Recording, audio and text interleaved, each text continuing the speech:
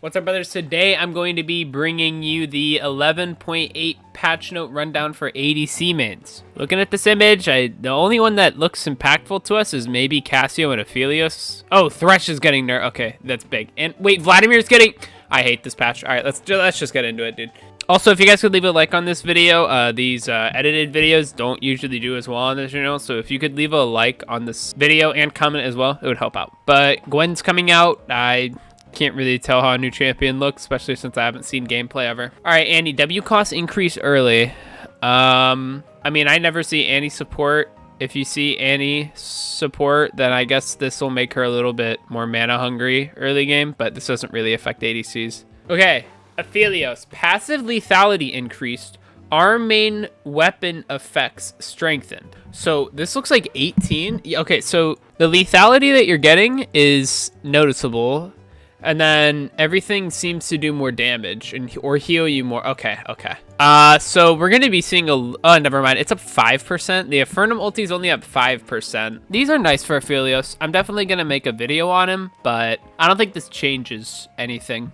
I mean, you might be able to max E, or I call it E. You might be able to like control E for your lethality. But I don't know how much the AD values are, so you may or may not be able to.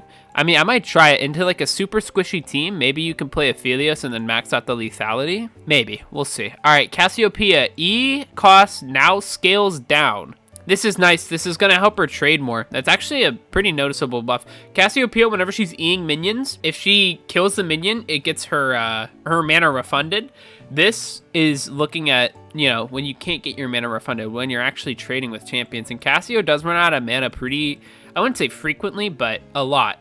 Okay, like a decent amount. So her E going down, and this is an ability she's spamming. So yeah, this is actually a pretty nice buff to Cassiopeia. I think the people that play Cassio aren't like one tricks or anything. They just play a lot of Cassio. So I would expect to see more Cassio. When playing against her, just make sure you don't look at her when she ults. And then also, if you face check her, you're just going to die more than likely. And then champions that, you know, outrange her are actually just going to be her biggest thing. So like Jinx. And then Aphelios. Oh, I didn't talk about these. Dude, I suck. Annie, her like going in is pretty predictable, but the thing you have to be careful about is while it's predictable, she's still going to one-shot you. She's short range. You could probably outrange her. Aphelios, he just isn't that good early game. And make sure you avoid him when he has Chakram, Severum. Okay, Dr. Mundo. I'm not a fan of them changing, especially buffing Mundo. Okay, this is a quote adjustment. I'm not a fan of this, dude. Like, you're about to release the champion's rework. So why are you changing stuff? So he's regenerating a little bit more. His Q basically doesn't cost anything if you hit. And the cap damage to minions and monsters went down wow. So they want you to be maxing Q. I don't know if Mundo wasn't maxing Q already. I mean, if he isn't maxing Q in the jungle, then he's gonna start, or he's just gonna go top. Oh, wow. Okay. Yeah, Mundo's gonna have to max Q. I think this kind of pushes him out of the jungle. That little niche he had in the jungle, this kind of pushes him out, it seems. But against Mundo, tank busters, Vayne, Kog'Maw, that kind of stuff. And your LDRs and your mortal reminders. Okay, Gnar, W bonus movement speed decreased. All right, so Gnar's not going to be able to kite as well. It doesn't mean that much for ADC players because we're not being kited by Gnar, you know? So this is pretty insignificant. But just when you're playing against Gnar, be careful of the hop, stride breaker, Gnar into you. Okay, Leblanc, Q damage and total damage increased. So more buffs come into Leblanc this patch. We covered them like her W buffs last patch. I'm kind of curious as to why more people weren't playing Leblanc, because I guess I never see her, huh? She seems like decent-ish. This champion doesn't seem that bad, but I mean, okay.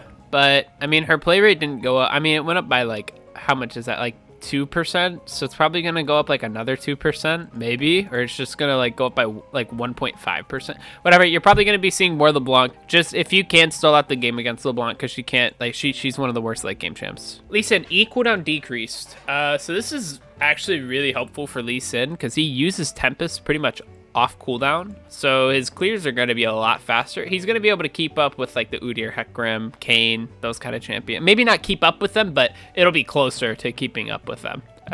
Against Lee Sin, make sure you like if your teammate gets Sonic Striked, everyone knows about the insect, but if you're in higher elo especially, if your teammate gets Sonic Strike, just walk the F away from them late game, because Lee Sin could Q to that teammate, flash, ward hop, ult you into his team, and that would just, you know, not be beneficial for you.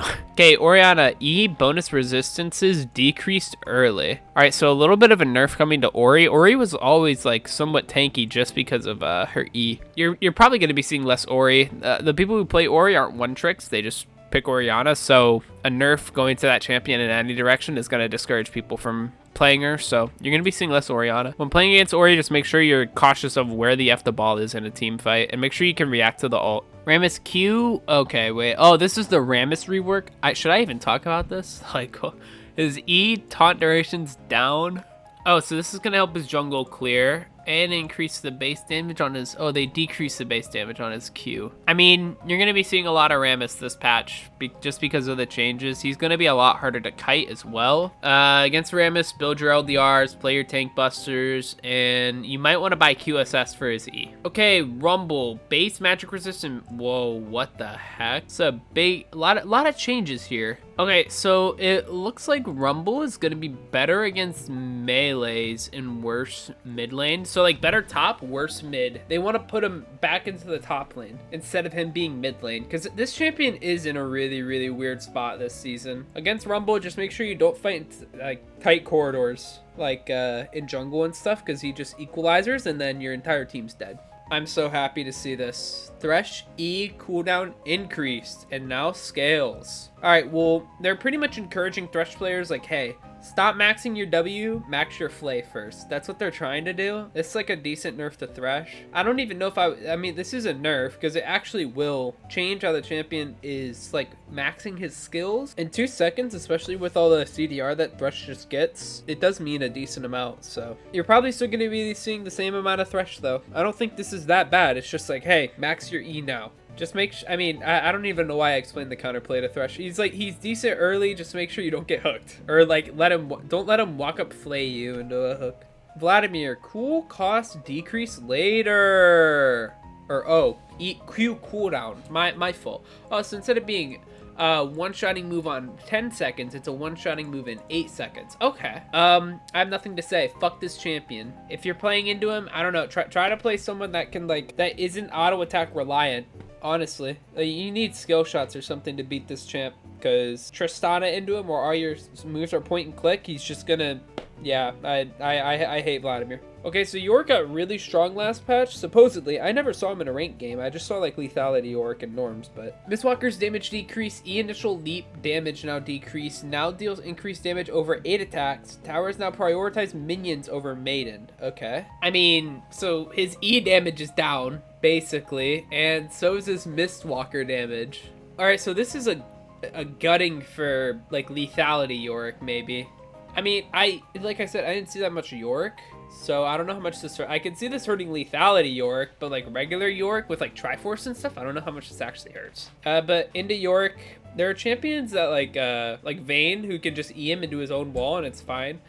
Or champions that can blink out of his wall, which is fine, but like if you're getting locked into the York wall, you're probably just dead anyway. I don't know, the champion's really easy to kite. It's just split pushers, which is not really your job as an ADC to deal with. Like the only ADC that can like split push effectively is Vayne, and then like otherwise you're just matching split with like literally every other ADC. Okay, Zac, W damage increased. It's gonna make him clear better. I don't know how much this helps his actual damage, but I mean, you'll probably see a few people trying out Zac. I don't think this is going to push him over the edge. It's just like W damage increase. It's like by 10 at each rank. Oh, it's not 10 at each. It's 30. Oh, shoot.